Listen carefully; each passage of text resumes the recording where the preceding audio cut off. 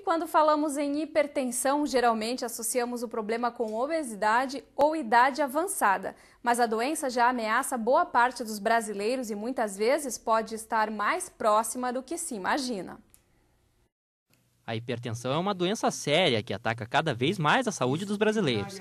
Está presente em 25% da população adulta e desperta a atenção dos médicos e pacientes no combate a este mal. Então, hoje em dia, se considera uma pessoa hipertensa qualquer pessoa que tenha uma pressão sabidamente acima de 135/85. Até esses níveis ela é considerada como ainda normotensa. Acima desses níveis ela começa a ter uma mortalidade maior com o passar dos anos. A hipertensão é uma doença silenciosa e se caracteriza quando os valores pressóricos estão iguais ou superiores a 140/90.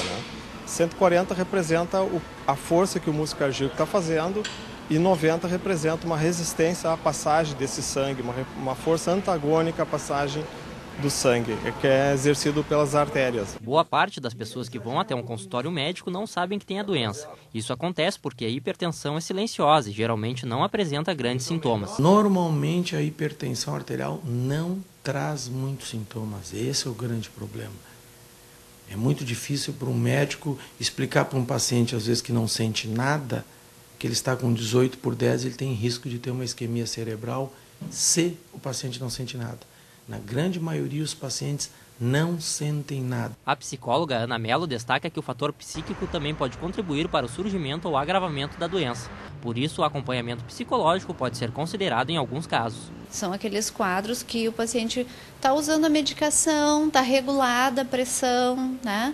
Não tem uma outra doença associada que vá alterar o quadro, mas que frequentemente acabam desenvolvendo um quadro de pressão arterial bastante alto. Então os médicos encaminham e a gente inicia um processo de psicoterapia. Também existem fatores que os médicos consideram mais difíceis de evitar e por isso merecem atenção redobrada. Mas nós temos dois fatores que a gente não consegue modular muito. Uma é a idade, já que a estatística avança na hipertensão com a idade, e o outro é a hereditariedade. Existe uma estatística muito forte das pessoas serem hipertensas quando são filhos de hipertensos. Foi o caso de Vera, que herdou a doença dos pais e já convive com a hipertensão há 16 anos. Eu comecei com tonturas, né? Ficava tonta e um mal-estar, muita dor na nuca, assim. Daí eu fui no médico, ele viu que era pressão, como eu tenho na família, né? Daí ele mandou controlar, ir na farmácia e controlar assim, se fosse todos os dias, daí eu era hipertensa. Então foi assim que começou a tomar remédios. A hipertensão é uma das doenças que mais faz vítimas no Brasil. Ela pode surgir sem ser notada e muitas vezes os hábitos pouco saudáveis da maioria dos brasileiros são os causadores desse mal. Mas após ter o diagnóstico no consultório médico, algumas alternativas podem ajudar o hipertenso a levar uma vida mais saudável. Mudança de estilo de vida, ou seja, vamos começar a fazer exercício, caminhar, o mais barato e o mais simples.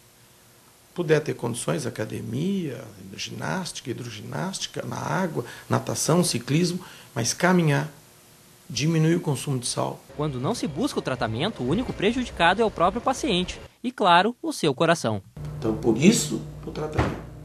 Porque muita gente pergunta, mas doutor, por que eu vou tratar a pressão? Eu não sinto nada. Tudo bem, só me diz que eu tenho 16/10, mas eu corro, eu faço meus exercícios, eu faço tudo normal na vida, não sinto nada. Mas o coração dele lentamente está hipertrofiando e sofrendo com isso. A grande maioria não sabe. E é muito importante entender essa doença, porque como ela não emite sinais e sintomas, e quando ela avisa, às vezes é muito tarde, porque ela entra numa prevalência de doenças cardiovasculares, como insuficiência renal, infarto agudo do miocárdio e o famoso derrame, acidente vascular cerebral.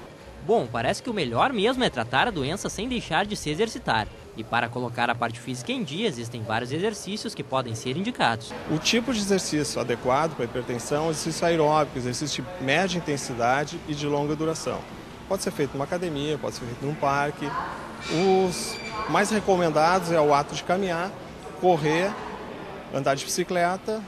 Pode, eventualmente, a pessoa que caminha evoluir para uma corrida ou mesclar com uma corrida e caminhada. E muito importante que tenha uma orientação, tanto clínica, com acompanhamento médico, assim como um acompanhamento do educador físico.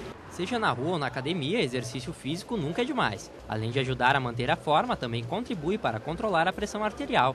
E no fim das contas, o coração é quem agradece.